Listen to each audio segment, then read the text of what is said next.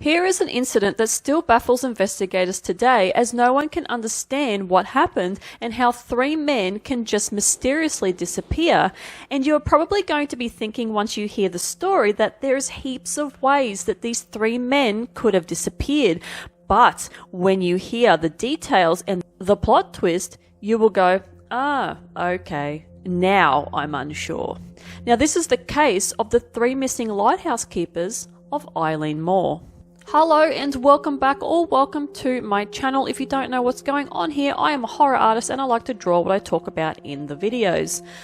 Now, if you like to listen to facts or stories about scary stuff, conspiracies, aliens, true crime, all that type of stuff, and you like to watch someone draw something related to the story that I'm talking about in the video, now this channel might be for you. So stop, have a look around, see if you like anything, and hopefully you stick around. Now, nothing's meant to be insensitive to the victims or the victims' families or anything like that. I will be held accountable for my art though, but if you are a sensitive person, I probably recommend going off, doing something else and looking somewhere else, because this might not be the channel for you. With that being said, let's get on with the video. Now let's set the scene. Eilean Mor is the largest of the Flannan Islands, which is a cluster of 7 islands, or the 7 Hunters as it's referred to sometimes, off the west coast of Scotland. This is where a lighthouse sat that requires lighthouse keepers to reside and be periodically swapped out. Now, Eilean Mor, over the years, has been said to be haunted. Now, this 17.5 acre island apparently harbours dangerous spirits and is extremely unlucky, with superstitious tales of giant birds and little men being on the island. Now, this would stop shepherds from spending the night there with their sheep that they would bring over to graze. Now, a church was built upon the island to try and, stop the evil presence on the island by Saint Flann. The island was such a tricky, rocky obstacle to navigate for the ships and claimed ships from the thick fog that would be hiding it. So in 1899, a 22.6 metre lighthouse was built there to shine down upon the difficult area to let ships know that it was there. Now, apparently a lot of people had died there after falling into the ocean from the ships smashing into the rocks at the bottom of this island.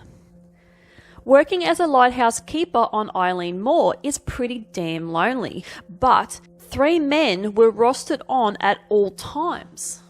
And in December of 1900, James Ducat, 43, Donald MacArthur, 40, and Thomas Marshall, 28, were the men that were rostered on to manually run the lighthouse.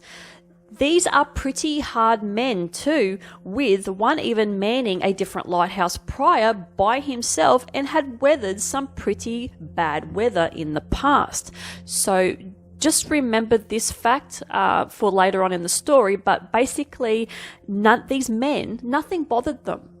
Like this harsh weather and being on a lighthouse by themselves, or even with just a couple of people, this was nothing new to them.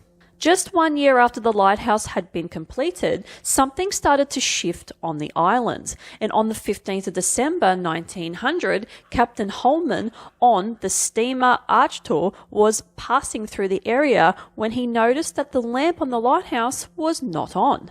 He sent a message back to the Northern Lighthouse Board to let them know. Now, around this time, on the 20th of December, the 3 men were supposed to have a shift rotation, which means that 1 man was coming out to relieve one of the men. But apparently a storm was forecast, so they had to delay the swap over until the 26th of December, 1900. Now, Captain Jim Harvey, along with relief lighthouse keeper Joseph Moore, sailed over to Eilean Mor with supplies as well. They didn't think anything of it, and as they approached, they were waiting for the men to greet them at the dock, ready for the swap over. But as they approached, there was nobody on the dock or walking down the very long visible staircase to meet them. It was eerily quiet. Harvey shot a flare up to get their attention, but still nothing. Once they docked, Harvey sent Mor to investigate, and as Mor was walking up the stairs, he felt a doom feeling. Mor opened the door, which was closed but not locked, and what he found was very, very odd. There was no fire going to keep warm, and everything seemed orderly, clean, with no mess, but all the clocks in the lighthouse had stopped on a certain time.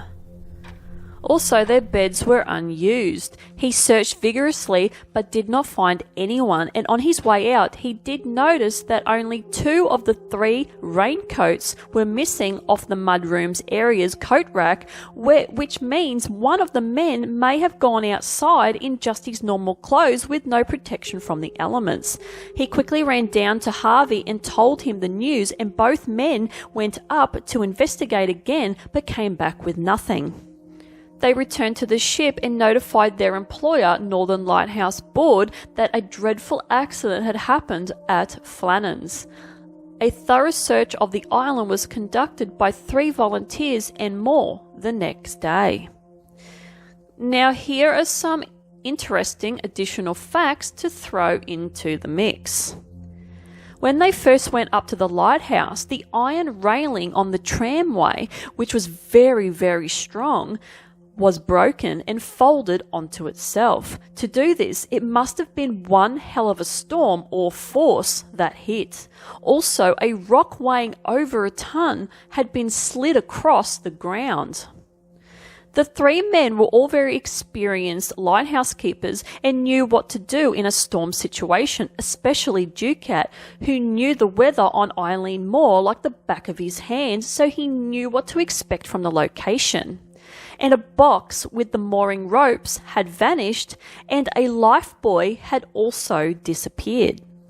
The men's logbook was left behind and only went up to the 15th of December, and on the 12th of December the logbook said that they had never seen such a storm. Now, sea lashed with fury and everything was in ship shape, but Ducat was irritable. At 12 p.m. it read, "Cannot go out, ship passed with sounding foghorn, could see lights of cabins, Ducat is quiet and McCarthy is crying." On the 13th of December, the storm was logged as going through the night, and Ducat was quiet and McCarthy was praying. Last log was on the 15th of December, and it said at 1 p.m. that the storm had ended, the sea was calm, and God is over all. There was no entry on the 14th of December, and there should have been. Where was the entry from the 14th?